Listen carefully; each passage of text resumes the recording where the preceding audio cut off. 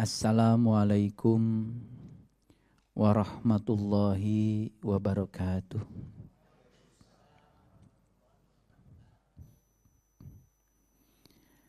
Alhamdulillahi wahdah, sadaqa wa'dah, wa nasyara abdah, wa a'azza zundah, wa hajamal ahjaba wahdah. Ashhadu an la ilaha illallah wahdahu la syarikalah, wa ashhadu anna Muhammadan abduhu wa rasuluh sallallahu alaihi wasallam la nabiyya ba'dah. Allahumma salli ala Sayyidina Muhammad wa ala ali Sayyidina Muhammad kama sallaita ala Sayyidina Ibrahim wa barik ala Sayyidina Muhammad wa ala ali Sayyidina Muhammad kama barakta ala Sayyidina Ibrahim fil alamina innaka Hamidum Majid.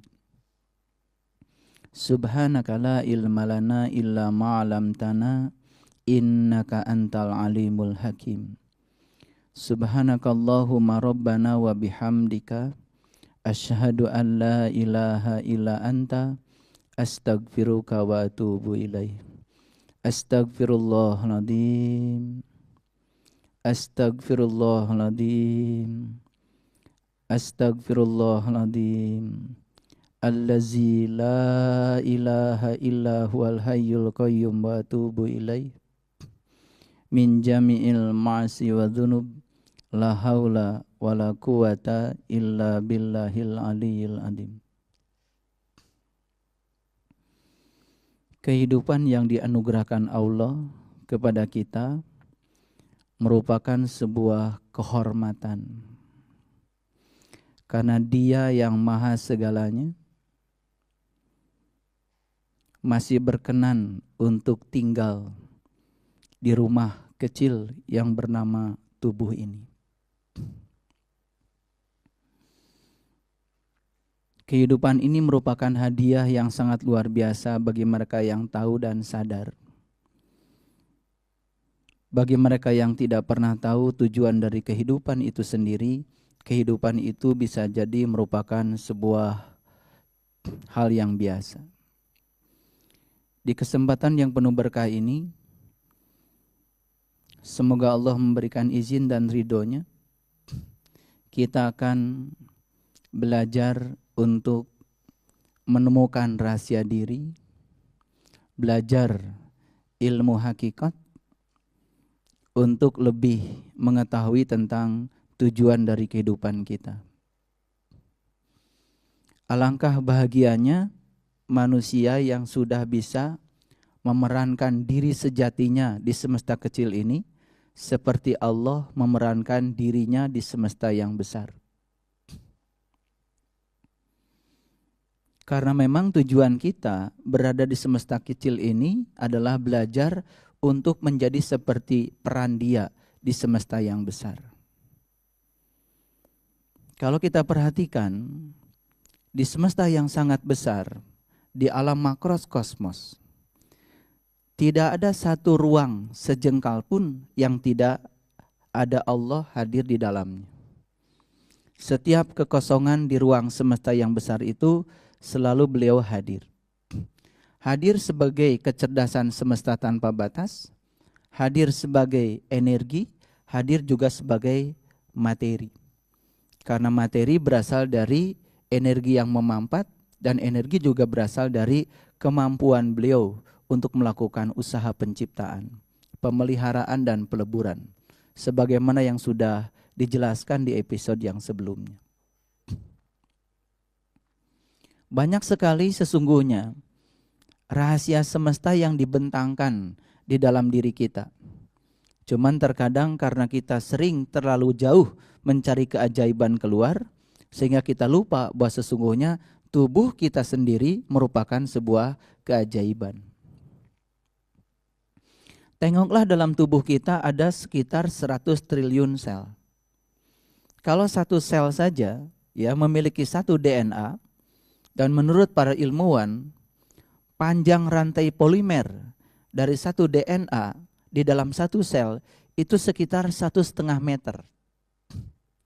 Jadi kalau ada 100 triliun sel dalam tubuh kita, rantai polimer DNA dalam tubuh kita saja sekitar 1,5 meter dikalikan 100 triliun.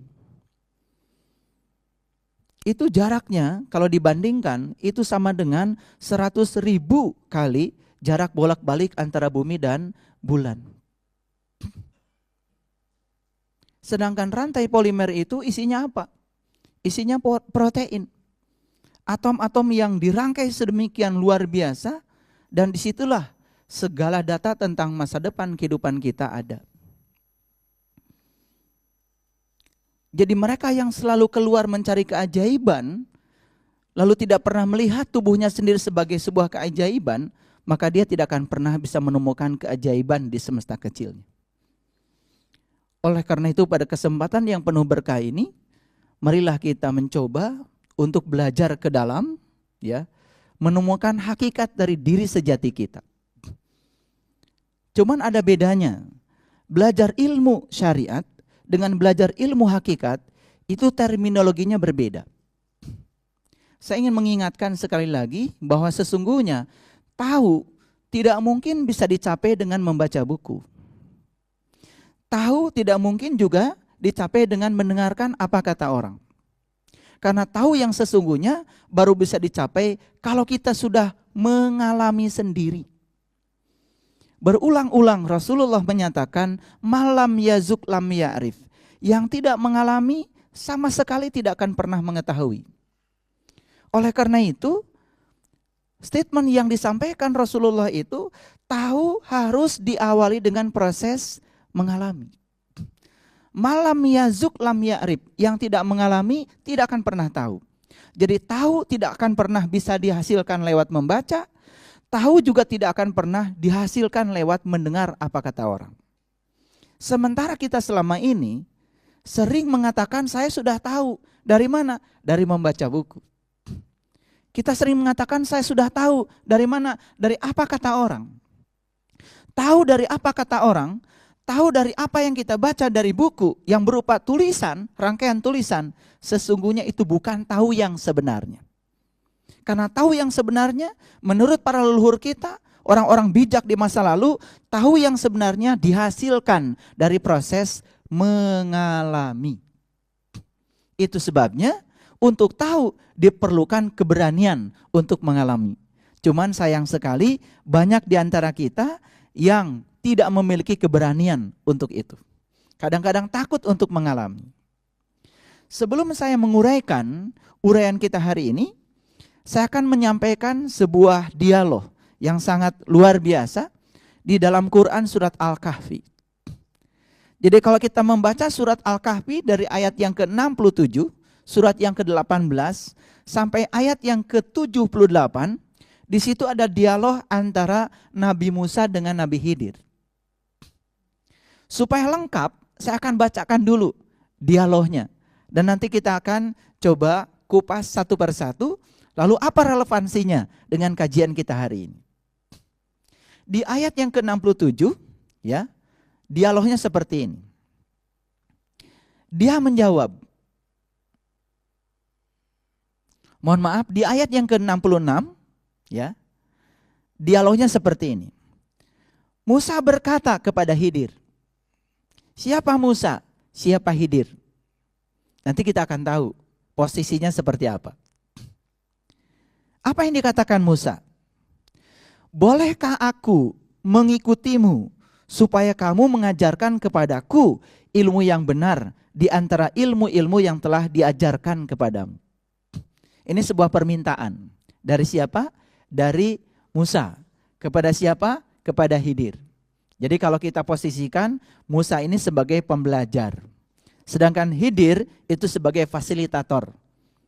Ya, fasilitator, bukan sumber belajar. Karena sumber belajar itu bisa banyak. Tapi fasilitator yang akan mengarahkan si pembelajar untuk mendapatkan pembelajaran. Proses pembelajaran yang paling bagus itu bukan transfer knowledge. Karena proses pembelajaran yang paling bagus adalah mengalami langsung. Itu sebabnya ya pembelajaran yang proses transfer knowledge Dari dulu juga sudah ditinggalkan. Di zaman Rasulullah, proses transfer knowledge itu sudah ditinggalkan. Jadi kalau sekarang ada orang yang merasa sedang belajar di ruang kelas tentang sesuatu, yang kemudian tidak mengalami yang dia pelajari, sesungguhnya di zaman Rasulullah juga proses belajar yang seperti itu sudah ditinggalkan. Itu sudah usang. Karena proses belajar yang sesungguhnya adalah mengalami. Itu sebabnya seperti Bapak Ibu sedang berbicara dengan saya sekarang, ini sebetulnya bukan sedang belajar kita. Karena proses belajar itu adalah di ruang kehidupan nyata. Kita tidak akan pernah sukses belajar sabar di ruangan ini. Misalkan kita cerita tentang orang-orang yang sabar. Kita hanya bisa mendongeng tentang orang sabar. Tapi kita tidak akan pernah bisa menjadi orang yang sabar di ruangan ini. Mendongeng tentang orang-orang yang baik di masa lalu, kita juga tidak akan pernah berubah menjadi orang baik di masa kini lewat proses belajar seperti ini. Jadi ini sebetulnya hanya untuk menyadarkan bahwa di ruangan ini tidak pernah terjadi proses belajar yang sesungguhnya. Ini hanya proses penyadaran bahwa belajar bukan di sini, tapi belajar di kehidupan. Jadi jangan menganggap perubahan akan terjadi di sini. Oleh karena itu saya sering mengatakan, ketika kita sedang seperti ini, di ruangan seperti ini, ya, semua kita itu kan kelihatan seperti baik. Semua kita kelihatan seperti sabar. Semua kita kelihatan seperti orang-orang yang tidak ada masalah kan, seperti itu. Karena di sini memang tidak ada masalah. Sama seperti saya sering mengingatkan kalau saya sedang membimbing jamaah ke Tanah Suci. Mereka mengatakan, kok Pak di sini enak ya ibadah? Kok Pak di sini enak ya kita sholat bisa khusyuk? Hati-hati itu. Di sana itu kita tidak sedang mengalami pengalaman yang sesungguhnya. Kita sedang meninggalkan pekerjaan, sedang meninggalkan keluarga, sedang meninggalkan masalah, sedang meninggalkan kantor kita, sedang meninggalkan masalah di bisnis kita. Sebenarnya kita kan sedang menghindar dari masalah. Di sana itu bukan sedang menyelesaikan masalah, sedang melakukan proses perenungan saja. Perenungan terhadap semua peristiwa yang sedang terjadi. Di situ kita sedang kamuflase. Di situ kita tidak sedang belajar yang sesungguhnya. Oleh karena itu jangan heran ya, kalau orang pulang dari sana kan tidak mendadak jadi orang sabar. Pulang dari sana tidak mendadak menjadi orang yang baik, karena di sana hanya proses kontemplasi, hanya proses perenungan saja. Karena belajar yang sesungguhnya di kehidupan nyata. Nah oleh karena itu, dialog antara Musa dengan Khidir menjadi sangat menarik. Bolehkah aku mengikutimu supaya kamu mengajarkan kepadaku ilmu yang benar di antara ilmu yang telah diajarkan kepadamu? Itu pertanyaannya Musa. Apa jawabannya Khidir? Dia menjawab, sesungguhnya kamu sekali-kali tidak akan sanggup sabar bersama aku. Kok begitu ya? Khidir kok bicaranya seperti itu pada Musa? Seorang guru tentu saja sudah mengetahui kapasitas muridnya.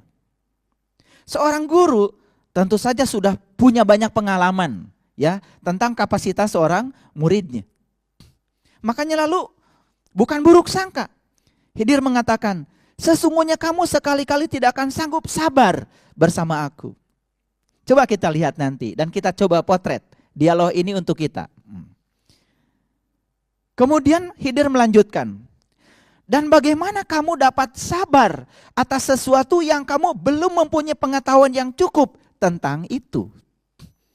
Biasanya kalau orang pengetahuannya sedikit, biasanya kan sedikit-sedikit nanya, sedikit-sedikit nanya. Itu biasanya karena pengetahuannya sedikit. Orang yang pengetahuannya sedikit biasanya dikit-dikit nyalahkan orang. Dikit-dikit nyalahkan orang, dikit-dikit menghukum orang. Kan seperti itu. Itu yang disebut dengan sifat kekanak-kanakan dalam belajar. Kita lanjutkan. Di ayat yang ke-69. Musa berkata, insya Allah kamu akan mendapati aku sebagai orang yang sabar. Dan aku tidak akan menentangmu dalam sesuatu urusan pun. Ini janjinya Musa. Tidak akan menentang dalam segala urusan. Lalu ayat yang ke-70, Dia berkata, jika kamu mengikutiku, ini kata Khidir, maka janganlah kamu menanyakan kepadaku tentang sesuatu apapun sampai aku sendiri menerangkannya kepadamu. Jadi ini larangan dari Khidir kepada Musa. Janganlah kamu menanyakan kepadaku tentang sesuatu apapun sampai aku sendiri menerangkannya kepadamu. Ini bukan otoritas guru seperti itu. Tetapi seorang guru itu tentu saja baru akan menerangkan kepada muridnya kalau sang murid itu sudah dibimbing untuk mengalami. Contoh, seorang guru yang tidak baik, dia langsung menginformasikan pada muridnya bahwa suhu udara di tempat ini sekian derajat. Tapi muridnya tidak pernah dilibatkan untuk sama-sama mengukur suhu udara di tempat ini pakai termometer. Tapi yang luar biasa, mungkin kita pun waktu sekolah tanpa curiga kepada guru, apakah guru itu bisa menggunakan termometer atau tidak? Apakah guru itu rabun apa tidak? Apakah guru itu menggunakan termometer dengan cara yang benar? Melihatnya dengan cara yang benar? Maka seorang murid biasanya langsung percaya pada guru. Kan biasanya gitu kita. Ketika guru mengatakan suhu di Jakarta sekarang 34 derajat Celcius. Sang murid langsung mengatakan, yes, setuju. Dan dia mencatatnya. Jarang-jarang ya, saya aja mengajar fisika, mengajar sains di universitas. Ketika menyampaikan sebuah data, jarang mahasiswa yang menanyakan, Pak, bagaimana cara mengukurnya? Boleh enggak saya mencoba sendiri mengukurnya? Jarang yang seperti itu. Karena kita kadang-kadang merasa puas dengan informasi yang diberikan seakan-akan kita sudah tahu. Yang berbahaya ketika kita berbicara urusan spiritual. Meyakini sesuatu tanpa mengalami. Meyakini sesuatu tanpa pemahaman. Tiba-tiba kita merasa sudah tahu. Dan apa yang kita anggap sudah tahu, padahal sesungguhnya hanya persepsi kita sendiri disampaikan kepada orang lain yang belum tahu. Bayangkan dalam sekejap, sekian ribu orang menyerap sesuatu yang kita sebut tahu, dan mereka juga menyatakan tahu, padahal yang dia tahu pun hanya persepsi yang disampaikan kepada orang lain, bukan sebuah pengalaman. Harusnya kan ketika guru tadi mengatakan suhu udara di Jakarta 34 derajat Celcius, dia harusnya ke depan, pinjam Pak termometernya. Boleh enggak saya menggunakannya? Boleh enggak saya mengukur sendiri? Itu baru keyakinan yang sebenarnya, karena dia mengalami sendiri. Bayangkan ya, banyak yang terlalu percaya pada yang disampaikan orang tanpa mengalaminya sendiri. Barangkali kita pun dari kecil dididik untuk percaya seperti itu. Maka tingkat kekritisan kita tidak berkembang. Tingkat kreativitas kita tidak berkembang. Makanya hasil belajar sesungguhnya bukan berapa banyak pengetahuan yang kita tahu. Apalagi tahu sekedar baca. Tapi berapa banyak pengetahuan yang kita alami sendiri. Sesungguhnya bukan berapa banyak pengetahuan yang kita tahu. Apalagi tahu sekedar baca. Tapi berapa banyak pengetahuan yang kita alami sendiri. Jadi sangat masuk akal kalau leluhur kita mengatakan bahwa pengalaman adalah guru yang terbaik. Karena guru yang terbaik memang pengalaman. Baik itu pengalaman buruk atau pengalaman baik, dua-duanya guru. Karena apa? Semua yang terjadi di semesta ini, yang disebut baik dan buruk oleh kita, itu kan penilaian kita saja. Pada dasarnya, semua yang terjadi adalah kebenaran. Dan semua kebenaran terjadi apa adanya secara natural. Dinilai baik, tidak dinilai baik, kalau segala peristiwa terjadi, terjadilah apa adanya. Makanya yakinilah bahwa dalam hidup kita, semua yang terjadi adalah kebenaran. Dan itu terjadi apa adanya secara natural. Makanya orang yang sudah di tingkat itu kesadarannya, tidak terjebak lagi oleh penilaian baik dan buruk. Ada yang bertanya kepada saya, Pak, kira-kira bagaimana ya masa depan saya? Saya bilang, masa depan kamu tergantung apa yang kamu pikirkan, apa yang kamu bicarakan, dan apa yang kamu lakukan saat ini. Kenapa begitu Pak? Karena yang sedang kita pikirkan, yang sedang kita bicarakan, yang sedang kita lakukan saat ini, sesungguhnya kita seakan-akan sedang membuat sebuah skenario besar tentang nasib dan takdir kita di masa depan. Semua skenario nasib dan takdir kita di masa depan itu direkayasa oleh pikiran, kata-kata dan perbuatan yang kita lakukan saat ini. Jadi yang menentukan masa depan kita itu 3 hal itu yang kita lakukan saat ini. Baik, kita lanjutkan lagi, ya. Jika kamu mengikutiku, kata Khidir kepada Musa, kalau kamu ikut dengan aku, belajar sama aku, maka janganlah kamu menanyakan kepadaku tentang sesuatu apapun sampai aku sendiri menerangkannya kepadamu. Nah, ada 2 tipe guru. Satu, ada guru yang menerangkan tanpa siswanya diajak mengalami. Yang kedua, ada tipe guru yang menerangkan setelah siswa mengalami. Kira-kira kita mau pilih tipe guru yang mana? Pasti kalau disuruh memilih, kita akan pilih tipe guru yang kedua. Tapi kita kadang-kadang sering tidak penasaran. Ya. Sering tidak penasaran. Rasa ingin tahu kita itu terkadang-kadang ya tidak berkembang.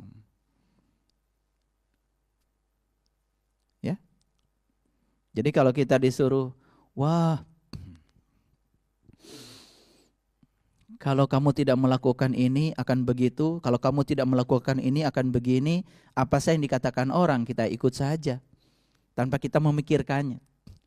Itu sebabnya ya kecerdasan Tuhan yang dititipkan kepada kita, yang bernama pikiran ini terkadang tidak berkembang.